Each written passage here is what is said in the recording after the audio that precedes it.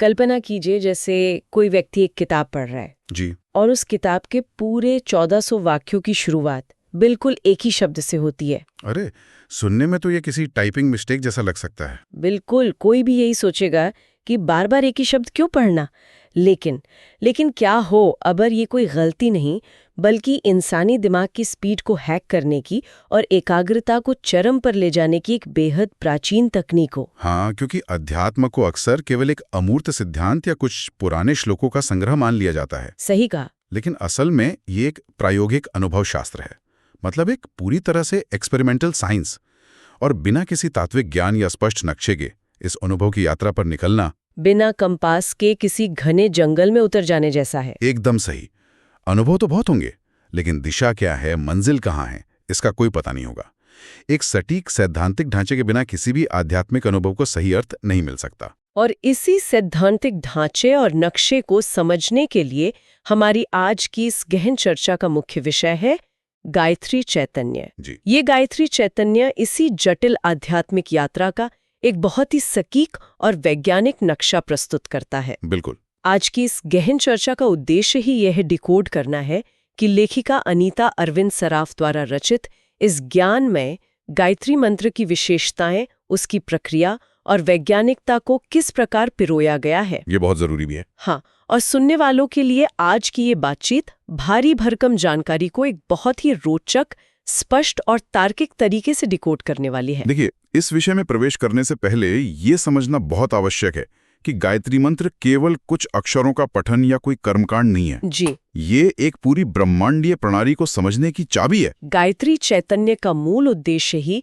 इस मंत्र के गूढ़ स्वरूप और मानव शरीर पर उसकी कार्यप्रणाली को समझाना है। तो चलिए फिर इसकी शुरुआत से शुरू करते हैं। जी। गायत्री चैतन्य की उत्पत्ति का जो कारण सामने आता है ना, वो अपने आप में बहुत अनोखा है। बिल्कुल। मतलब इसकी शुरुआत किसी बहुत बड़े अकादमिक उद्देश्य से या कोई ग्रंथ लिखने की योजना के तहत नहीं हुई थी। हाँ। इसकी शुरुआत केवल एक सरल और बुनियादी प्रश्न से हुई थी। वो प्रश्न था कि गायत्री मंत्र का जप क्यों करना चाहिए। यहाँ दिलचस्प बात यह है कि किसी भी विशाल बौद्धिक कार्य के पीछे अक्सर एक बहुत बड़ा लक्ष्य होता है, लेकिन यहाँ केवल एक निश्चल जिज्ञासा थी। जिज्ञासा से ही शुरुआत हुई। हाँ, और ज्ञान के क्षेत्र में जब कोई एक ईमानदार प्रश्न पूछा जाता है ना, तो वो एक बीज की तरह काम करता है। जी। इसी एक प्रश्न के उत्तर के रूप में 1008 विचार बिंदुओं को लिखने का संकल्प लिया गया था। चलिए इसे थोड़ा विस्तार से समझते हैं सुनने वालों के लिए। ये ऐसा है जैसे कोई डिक्शनरी में एक शब्द का अर्थ खोजने जाए। बिल्कुल। और उससे पूरी एक नई भाषा ही मिल जाए।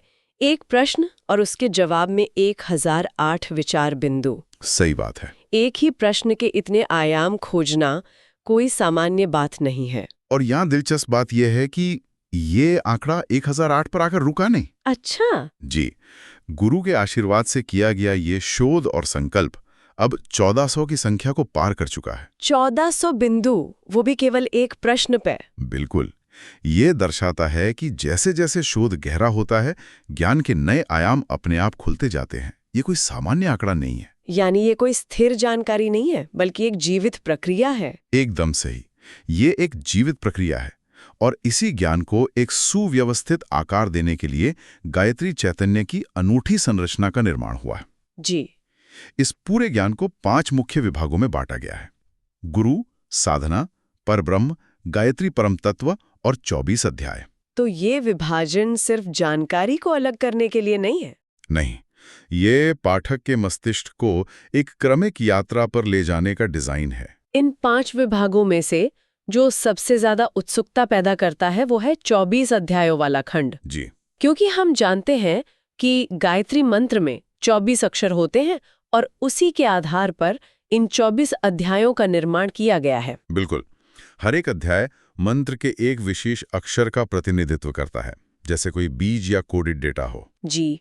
और इन अध्यायों के विषय केवल पूजा पाठ तक सीमित नहीं है। नहीं, इनमें सावित्री, प्राण, कुंडलिनी और यहाँ तक कि व्यक्तित्व विकास जैसे विषय शामिल हैं। यहाँ ये बात बहुत ही रोचक हो जाती है। मतलब एक आध्यात्मिक ग्रंथ में न्यूरोसाइंस और व्यक्तित्व विकास की बात, हाँ, ये प्राचीन ज्ञान को सीधे आधुनिक जीवन से जोड़ता है। आज के समय में हर कोई वैज्ञानिक प्रमाण ढूंढता है। अगर हम इसे व्यापक संदर्भ से जोड़ें तो विज्ञान का जो अध्याय है वो सीधे न्यूरोसाइंस की बात करता है। अच्छा, कैसे? इसमें समझाया गया है कि कैसे मंत्र की ध्वनि तरंगें हमारे मस्तिष्क पर असर डालती हैं। ये साबित करता है कि गायत्री मंत्र केवल एक धार्मिक कर्मकांड नहीं है, बल्कि इसका सीधा संबंध मनोविज्ञान और शरीर विज्ञान से है। बिल्कुल। जब हम लयबद्ध तरीके से उच्चारण करते हैं तो कंपन पैदा होता है, और गायत्री चैतन्य स्पष्ट करता है कि कैसे ये ध्वनि तरंगें मस्तिष्क में अल्फा तरंगों को बढ़ाकर ध्यान की स्थिति उत्पन्न करती हैं। अल्फा तरंगे यानी जब इंसान सबसे अधिक शांत और गहरे फोकस में होता है। एकदम सही। तो यह विशुद्ध विज्ञान है, कोई चमत्कार नहीं। हाँ, और इस ज्ञान को संप्रेषित करने का विज्ञान भी गायत्री चैतन्य में बहुत स्पष्ट है। इसके हर अध्याय की आंतरिक संरचना बहुत विशेष है। ओमकार की तरह, है ना? बिल्कुल। इसे ओमकार की तरह अ, उ, म 3 भागों में बांटा गया है।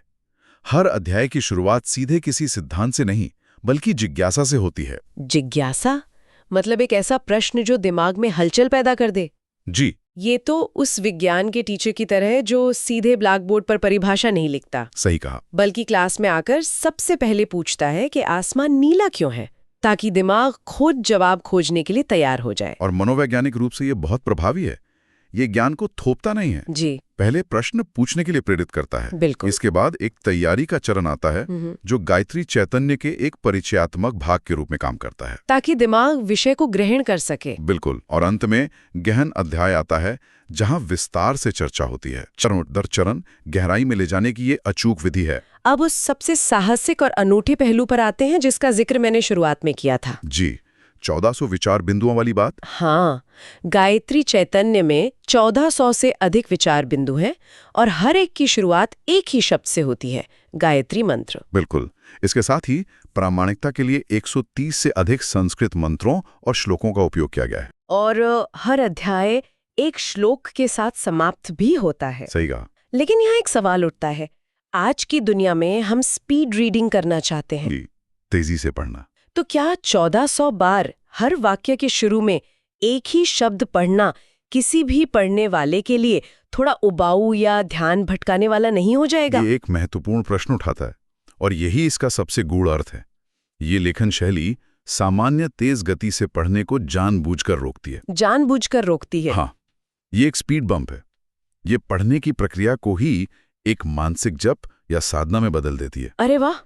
इससे दिमाग को हर बिंदु पर रुकने और चिंतन करने का समय मिलता है। ये सुनिश्चित करता है कि दिमाग का ध्यान विषय से बिल्कुल न भटके। यानी ये पढ़ने की शैली को ही ध्यान का साधन बना देता है। बिल्कुल।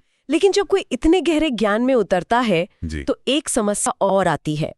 इतनी गहरी जानकारी में कभी-कभी विरोधाभास लग सकते हैं। जी, ऐसा अक्सर होता है। जैसे कहा जाता है कि ईश्वर सगुण भी है और निर्गुण भी। तो इससे कैसे निपटें? देखिए, ऐसे विरोधाभासों से निपटने के लिए लेखिका अनीता अरविंद सराफ स्पष्ट निर्देश देती हैं। अच्छा, क्या निर्देश? वे कहती हैं कि पूरा अध्ययन करने के बाद ही ये भ्रम दूर होगा।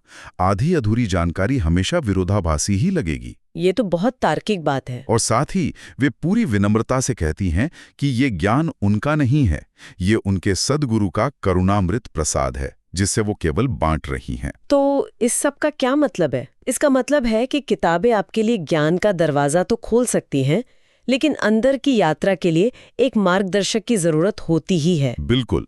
स्पष्टता के लिए मार्गदर्शक गुरु का होना आवश्यक है। गुरु शिष्य परंपरा का यही तो महत्व है। ज्ञान को अनुभव में बदलने के लिए एक जीवित गुरु चाहिए। सही बात है। तो आज की इस पूरी चर्चा में हमने देखा कि कैसे गायत्री चैतन्य ने एक सरल से प्रश्न से शुरू होकर न्यूरोसाइंस, 24 अक्षरों की संरचना और मानसिक जप जैसी लेखन शैली को प्रस्तुत किया है। जी, इसने विज्ञान और आध्यात्म को एक साथ पिरो दिया है। बिल्कुल।